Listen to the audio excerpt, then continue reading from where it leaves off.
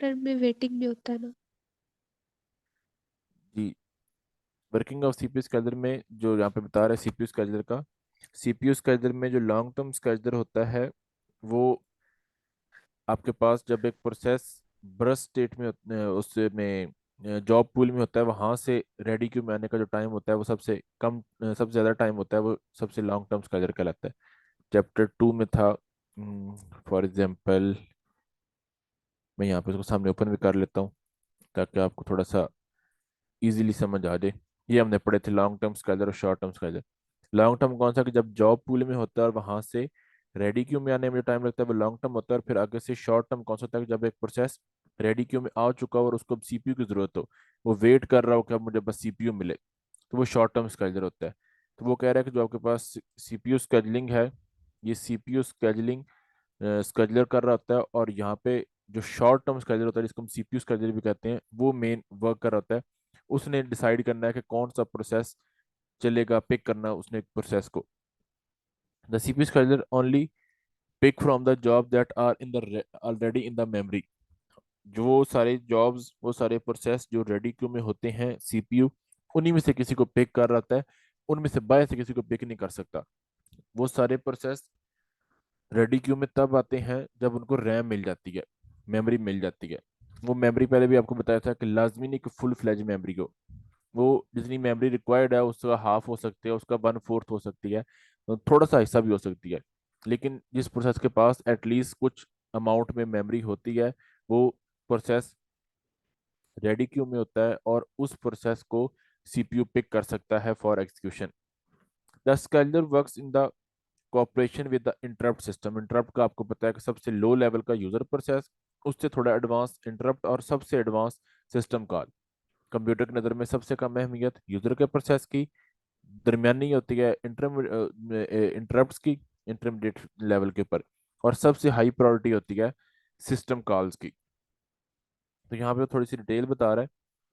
The scheduler assign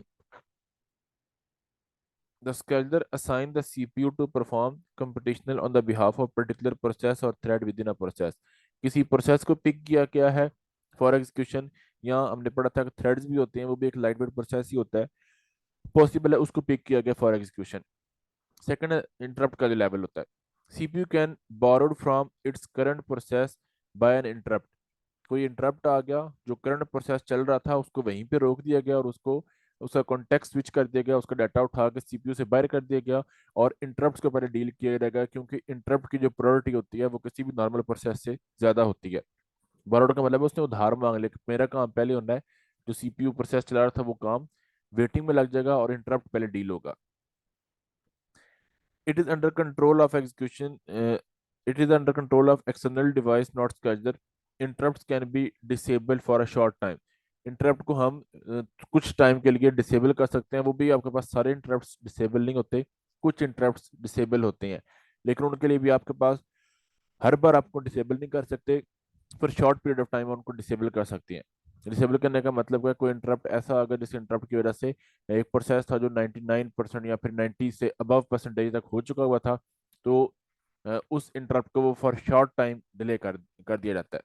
इस तरह for example एक पर्सन है जो यूएसबी में डाटा कॉपी कर रहा है, अब यूएसबी उतार दिया, फिर यूएसबी वहां से डिस्कनेक्ट हो गया।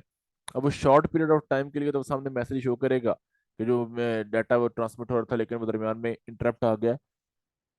लेकिन ये भी नहीं है कि वो हमने यूएसबी उतार दिया और सिस्टम के सामने मैसेज शो हो रहा है और हम कहें कि शाम टाइम जहाँ पे हमने दोबारा यूएसबी लगाई और वहीं से ओके करेंगे, तो वहां से कंटिन्यू नहीं होगा, वो प्रोसेस डिस्टर्ब हो चुका होगा। For short period of time वो वहीं से कंटिन्यू हो जाएगा अगर हम उसको करेंगे, लेकिन लॉन्ग पीरियड ऑफ टाइम के लिए हम उसको नहीं कर सकते। When a process, third point बता रहा है, व्हेन अ प्रोसेस और thread request an IO transfer. अब इसमें क्या होता है कि जब एक प्रोसेस या थ्रेड किसी इनपुट आउटपुट डिवाइस की रिक्वेस्ट कर रहा होता है, अगर वो इनपुट आउटपुट डिवाइस अवेलेबल है फिर तो फौरन से एलोकेट हो जाएगी और सीपीयू अपनी स्मूथली वर्किंग करता रहेगा। और अगर वो आईओ डिवाइस अवेलेबल नहीं है तो फिर वो रनिंग स्टेट से जंप करेगा वेटिंग स्टेट में।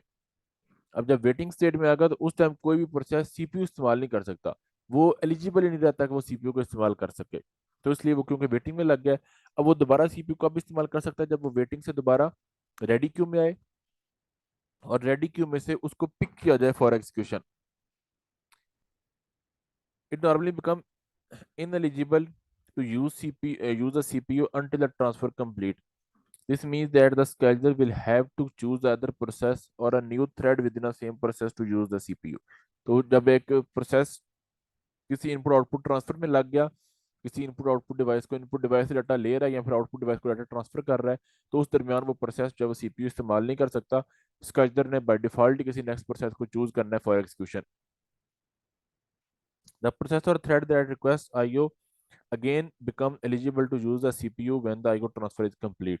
वो जो एक प्रोसेस इन एलिजिबल हुआ था किसी मतलब इन IO ट्रांसफर की वजह से, वो जब ट्रांसफर कंप्लीट हो जाएगा तो उस टाइम अगेन वो प्रोसेस जो है वो एलिजिबल हो जाएगा फॉर एग्जीक्यूशन। एक मिनट वेट कीजिएगा।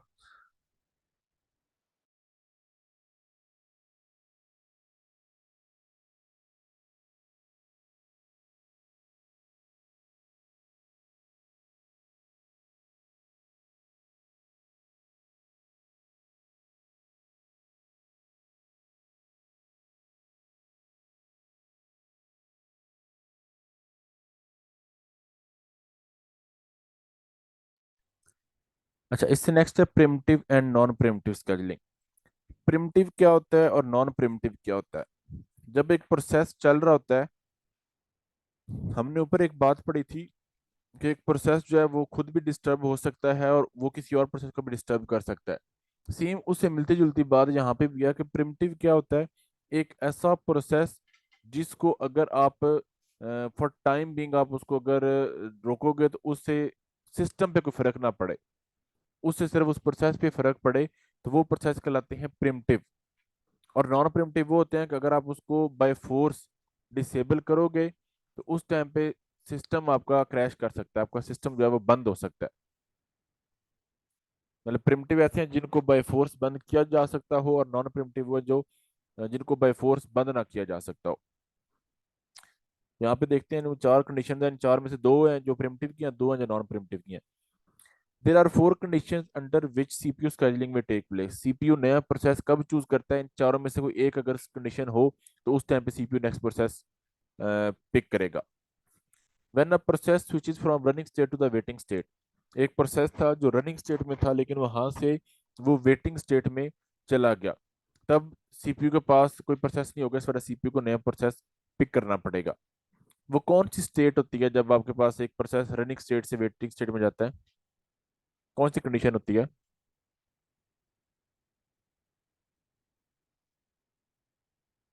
रनिंग स्टेट से वेटिंग स्टेट में। जी जी।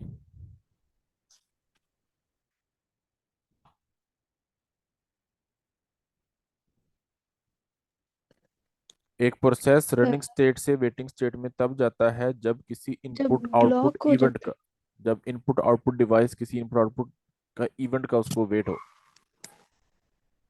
किसी इनपुट आउटपुट डिवाइस के वेटिंग वजह से या किसी आईओ इवेंट की वजह से वेटिंग में लग सकता है एक प्रोसेस। यहाँ पे कौन सा है कि जब आपके पास एक प्रोसेस रनिंग स्टेट में था और रनिंग से वो वेटिंग स्टेट में आ गया, तो वो उस टाइम पे सीपीयू को नया प्रोसेस पिक करना पड़ेगा। When a process switch from running state to the ready state. Running state से रेडी स्टेट में कब जाता है प्रोसेस?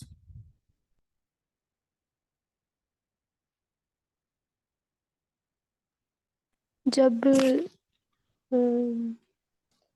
रनिंग से रेडी में, जब वेटिंग टू बी एग्जीक्यूटेड, मतलब जब एग्जीक्यूट हो रहा होता है। रनिंग से रेडी में तब जाता है जब इंटरप्ट आता है। जिस टाइम पे इंटरप्ट आता है उस टाइम प्रोसेस रनिंग से रेडी में चला गया। Process switches from waiting state to the ready state, ये कब होता है? वेटिंग से रेडी में कब आता है?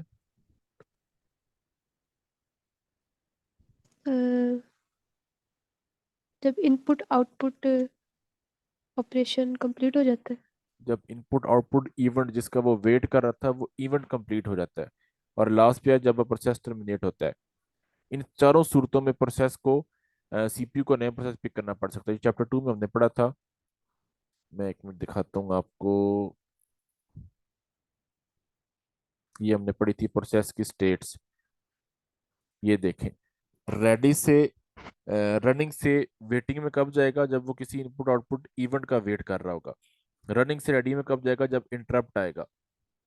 वेटिंग से रेडी में कब जाएगा? जब वो इनपुट आउटपुट इवेंट जिसका वेट कर रहा था वो कंप्लीट हो चुका हुआ है। और फोर्थ है जब प्रोसेस टर्मिनेट होता है।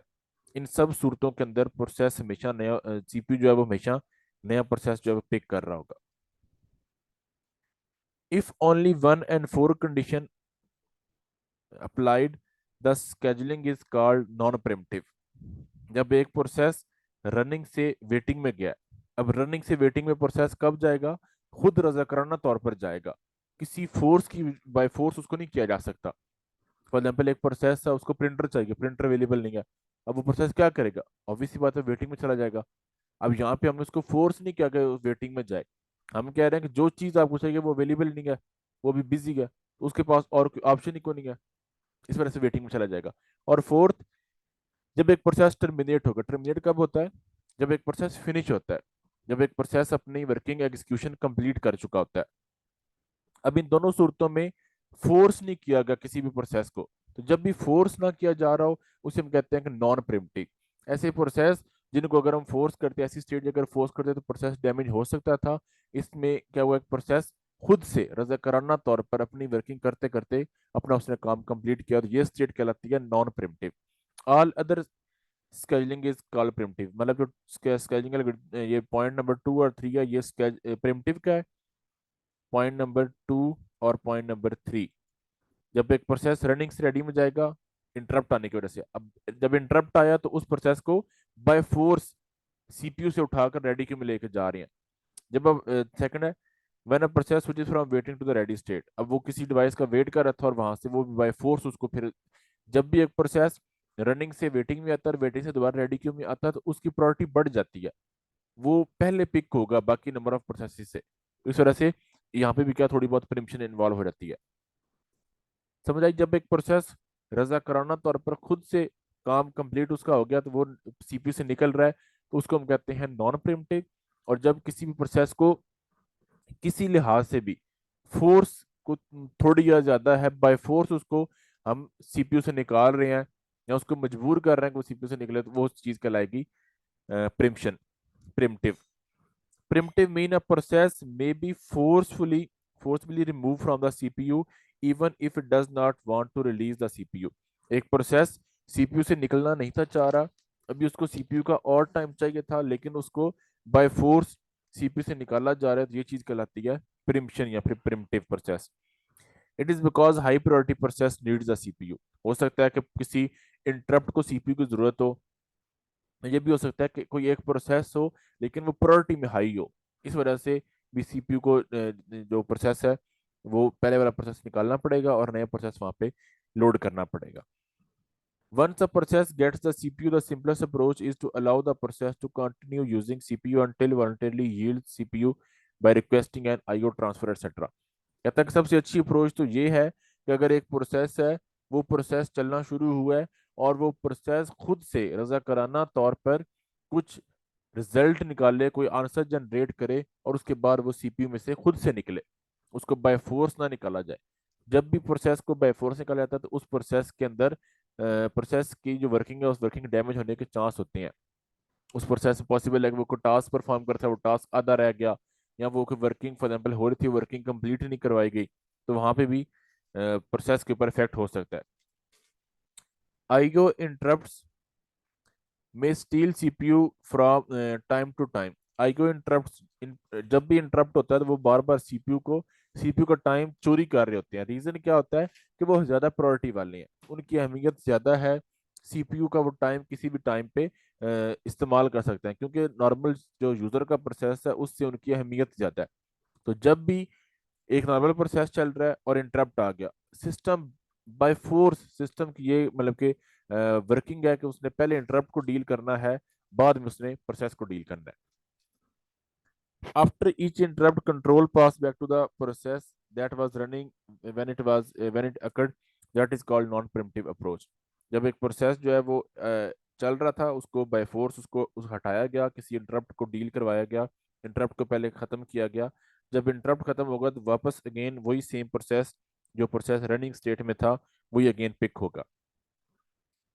In the primitive scheme, a running process may be forced to yield CPU and by external event instead of its own action। Such external events में बी बोथ और any of the following.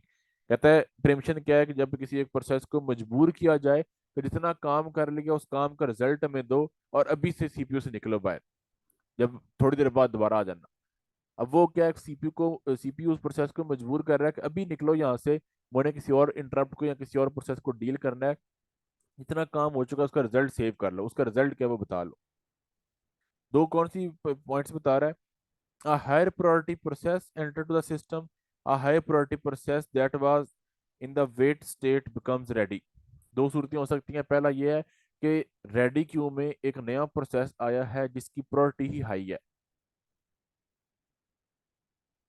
Again उसी page पे आपको जानना पड़ेगा।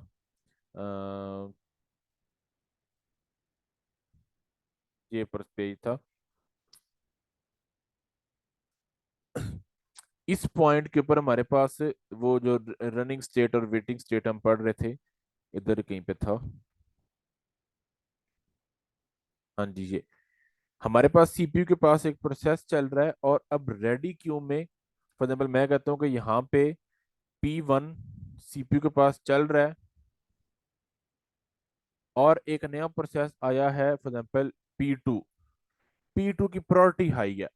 अब भी क्या होगा कि सीपीयू P1 को निकाल देगा, खैर बाद कह देगा कि ठीक है जी आप जाओ, P2 जरा अहमियत वाला आ गया। या ये भी हो सकता है कि P2 जो है वो वेटिंग में लगा हुआ हो, लेकिन उसकी प्रायोरिटी हाई है लेकिन वेटिंग में लगा हुआ है, और जिस चीज का वो वेट कर रहा था वो वेट कंप्लीट हुआ और वो यहाँ से होते हुए अगेन आया रेडी क्यू में। वो वेटिंग की सूरत से आया या फिर वो जॉब पूल से आया, दोनों सूरतों में हो सकता है। वो वेटिंग में से भी आ सकता है, हाई प्रायोरिटी का प्रोसेस, और जॉब पूल से भी आ सकता है। दोनों सूरतों में क्या होगा कि आपके पास रेडी क्यू में एक हाई प्रायोरिटी वाला प्रोसेस आ गया, इस वजह से P1 को वहां से निकलना पड़ेगा और P2 वहां पे डील होगा। ये दोनों सूरतों में ऐसा हो सकता है। ये चीज क्या है? ये चीज प्रिम्पशन है कि फोर्स किया जा रहा है P1 को कि वो वहां से निकले और उसकी जगह पे एक नया प्रोसेस जो है उसको लोड किया जाए और उसको एग्जीक्यूट किया जाए। समझाई कुछ बात की? जी। नेक्स्ट है इंटरवल टाइमर। इंटरवल क्या होता है? जब एक प्रोसेस को सीपीयू को टाइम मिलता है उसे हम कहते हैं टाइम इंटरवल, कि वो सीपीयू उसको एग्जीक्यूट कर रहा था। एक प्रोसेस अपनी लाइफ के दरमियान पॉसिबल है कि एक इंटरवल में फुल फ्लैज चल गया, या छोटे छोटे बहुत से इंटरवल में भी चल सकता है। एक प्रोसेस को सीपीयू के 10 सेकंड चाहिए थे, वो 10 सेकंड इकट्ठे भी हो सकते हैं, इकट्ठे ही 10 सेकंड मिले और वो सीपीयू को सारा उसने इस्तेमाल कर लिया। नहीं भी हो सकता है कि 1 सेकंड के लिए मिला सीपीयू, फिर थोड़ी देर बाद 1 सेकंड के लिए मिला, फिर थोड़ी देर बाद 2 सेकंड के लिए मिला, वो छोटे छोटे इंटरवल भी हो सकती हैं। Time interruption is a technique that is closely related to the preemption. When a process gets the CPU, a timer may be set to a specified interval. जब एक प्रोसेस को सीपीयू मिला है, उसको सीपीयू ता हयात नहीं मिलता, फॉर एवर नहीं मिलता, उसको सीपीयू मिलता है for a short period of time. वो पॉसिबल है कि उसका ब्रस्ट टाइम होगा। फॉर एग्जाम्पल एक प्रोसेस को सीपीयू चाहिए 2 सेकंड, अब ऑब्वियस सी बात है उसको 2 सेकंड मिलेगा या 2 सेकंड से कम। कभी भी किसी भी प्रोसेस को जितना उसको सीपीयू चाहिए उससे ज्यादा कभी भी नहीं मिलता। ये नहीं कि एक प्रोसेस को सीपीयू चाहिए 2 सेकंड के लिए लेकिन उसको मिल गया 10 सेकंड के लिए, ऐसे कभी भी नहीं होगा। हमेशा किसी भी प्रोसेस को जितना सीपीयू का टाइम चाहिए उससे कम मिलता है या उसके इक्वल मिलता है, ज्यादा कभी भी नहीं मिलता। और वो जो टाइम पीरियड उसको मिला है सीपीयू का वो कहलाता है टाइम इंटरवल या फिर interval timer. If the process is still using the CPU at the end of the interval, then it is preempted. अगर एक प्रोसेस जो है वो सीपीयू का टाइम खत्म होने के बाद भी सीपीयू को इस्तेमाल कर रहा है, उसको प्रोसेस को सीपीयू मिला था 2 सेकंड के लिए, वो 2 सेकंड के बाद भी सीपीयू उसी के पास है, उसी को एलोकेट किया हुआ है, तो ओएस बाय डिफॉल्ट ही उस प्रोसेस को प्रिम्प्ट कर देगा, बाय फोर्स को खत्म कर देगा। Both timer interruption and preemption force a process to yield the CPU before the CPU burst is complete. दोनों सूरतों में होगा क्या कि प्रोसेस को मजबूर किया जा रहा है कि वो अपना अपना एक रिजल्ट जनरेट करे, एक यील्ड प्रोड्यूस करे। यील्ड होता है पैदावार, एक रिजल्ट प्रोड्यूस करे और सिस्टम से निकले। However, it is helpful to distinguish timer interruption from preemption caused by the high priority process because becoming ready for two reasons. Timer interruption is a function of a particular process own behavior. It is dependent of the rest of the system. एक timer interruption क्या है? किसी भी एक process की नौयत कि एक process है, प्रिंटिंग टास्क है, अब उसमें प्रिंटर स्लो डिवाइस है, उसको टाइम सीपीयू को ज़्यादा चाहिए होगा। एक प्रोसेस है वो है ही बहुत, मतलब कि ना बिल्कुल कोई बस डेटा डिस्प्ले करना है, अब वो पॉसिबल उसको सीपीयू कम टाइम चाहिए हो। हम ये नहीं कह सकते कि हाँ P1 है उसको 10 सेकंड देने हैं, P2 को 4 सेकंड देने हैं। उस प्रोसेस की नौयत क्या है, वो प्रोसेस किस तरह का है, उसका वर्किंग क्या है, उसका स्ट्रक्चर क्या है, उसने क्या काम परफॉर्म करना है, एक्शन क्या है उसके अंदर, सब प्रोसेस कितने हैं उसके अंदर थ्रेड्स कितने बन चुके होंगे, वो डिसाइड करते हैं कि उसको सीपीयू कितना टाइम चाहिए। वो रैंडम नहीं होगा, हाँ जी इसको 2 सेकंड दे दो, इसको 4 सेकंड दे दो। वो डिपेंड करेगा उस प्रोसेस की नौयत के ऊपर, प्रोसेस किस तरह का है। Almost all multi program operating system use some form of timer to prevent a process from tying up the system forever, but preemption for a high priority process is a feature that may or may not include in the given operating system। कहता है कि हर operating system के अंदर ये sequence मौजूद है कि अगर एक प्रोसेस सीपीयू की जान छोड़ ही नहीं रहा, सीपीयू को उसने पक्का पकड़ लिया हुआ है, तो उस हर सिस्टम के अंदर ये होता है कि उस उस प्रोसेस को प्रिम्प्ट कर दिया जाए, उस प्रोसेस को बाय फोर्स खत्म कर दिया जाए।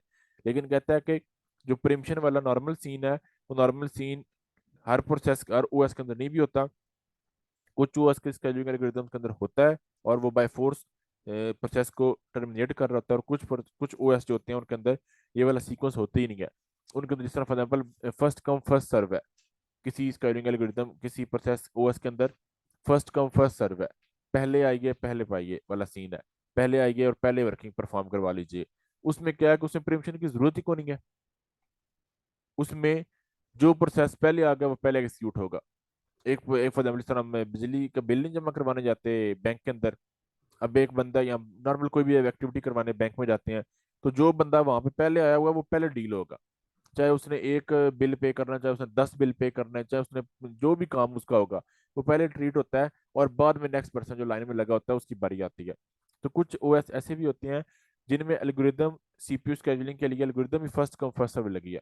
अब यहाँ पे प्रिम्पशन की जरूरत ही को नहीं है। रीजन क्या है कि जो फर्स्ट प्रोसेस है वही by by force by default pick होगा। सेकंड प्रोसेस पिक के बाद में होगा, थर्ड प्रोसेस उसके बाद पिक होगा, नेक्स्ट प्रोसेस उसके बाद। लाइन लगी पड़ेगा, जो लाइन में आ गया वो पहले चलेगा। सेम ऐसे आपके पास जो राउंड रॉबिन होता है उसमें भी ऐसे ही होता है। वो आगे हम पढ़ेंगे तो आपको थोड़ा बहुत आइडिया हो जाएगा कि क्या होता है आपके पास राउंड रॉबिन। बात समझ आ गई? जी सर।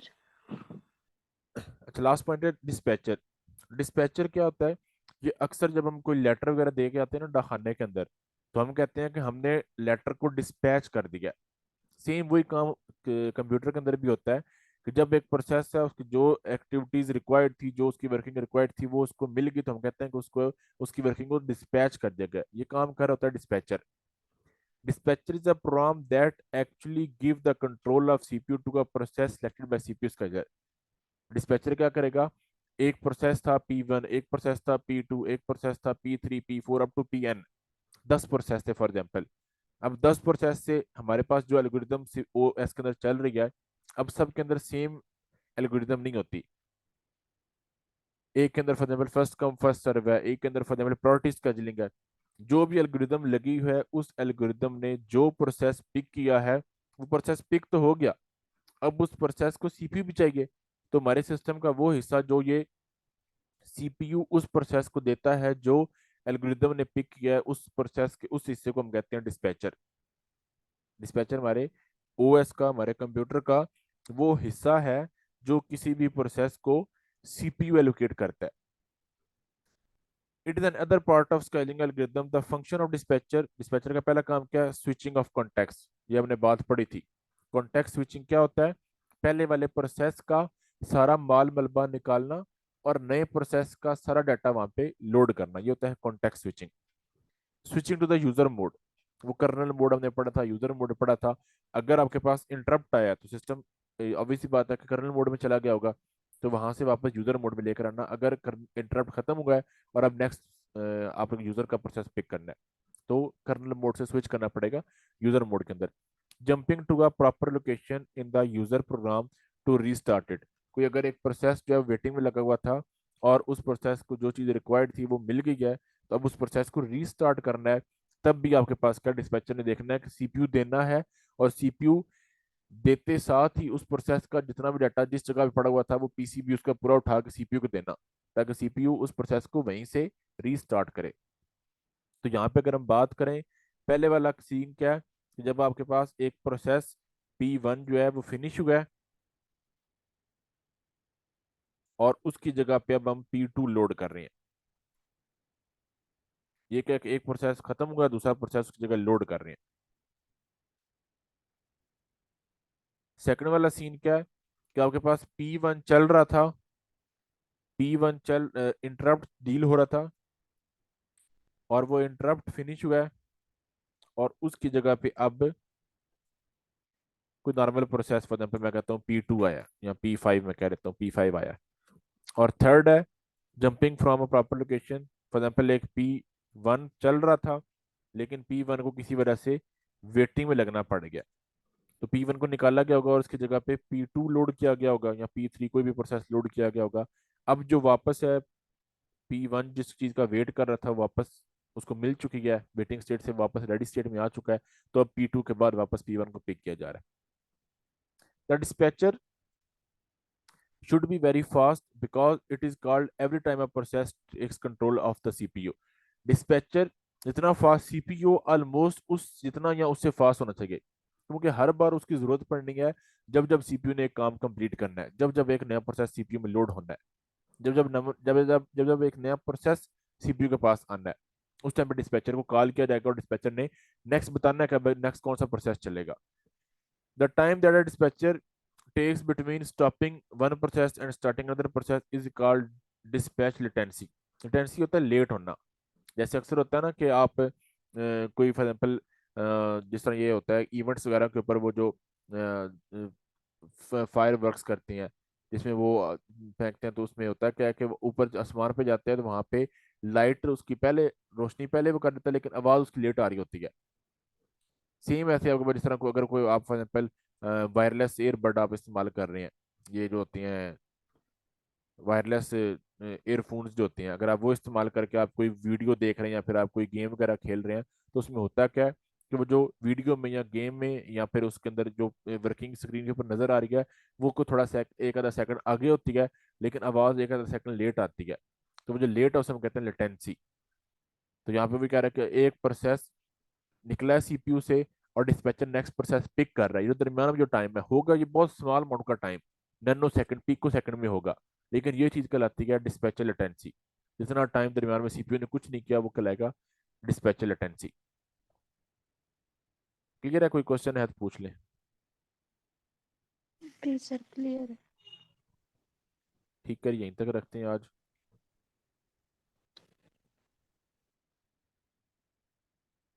अल्लाह हाफिज।